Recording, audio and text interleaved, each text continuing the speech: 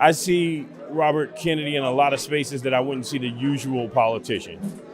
So I was happy to see him here. We're at the Gentleman's Factory in Brooklyn. It's a Black co-working space. Independent candidate for president, Robert F. Kennedy Jr., thinks he can appeal to Black Democrats by talking about economic development, his family legacy, and his work in the environmental justice space. What do you think that you can offer Black voters that Joe Biden cannot? I've spent 40 years working for economic development, for cleaning up the environment, for health care, for Black Americans and Hispanic Americans. The Democrat candidates and electeds, they make all sorts of promises, but once they win the election, the delivery, it doesn't match the promises that were made. But every 4 years, we are expected to continue to vote Democrat, an independent candidate, which some feel is a waste of a vote. This is why it's actually appealing this time around.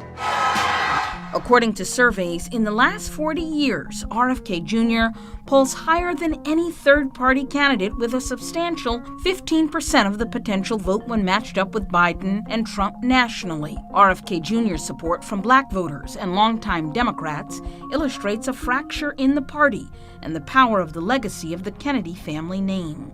My number one issue is reparations and economic development in Black communities.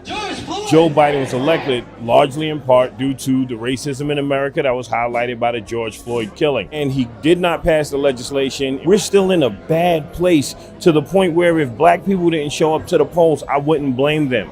They've lost faith. Understanding socioeconomics in the Black community intergenerationally from the work that his family has done in investing and understanding Black issues.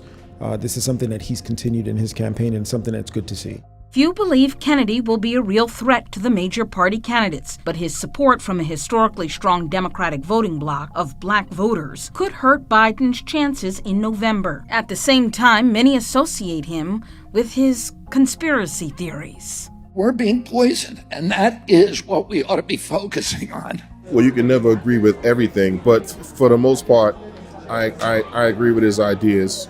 Well, I like the Kennedy mystique. I like the style. Yeah, we all have problems and differences, but quite bluntly, I think he's the best one to be president.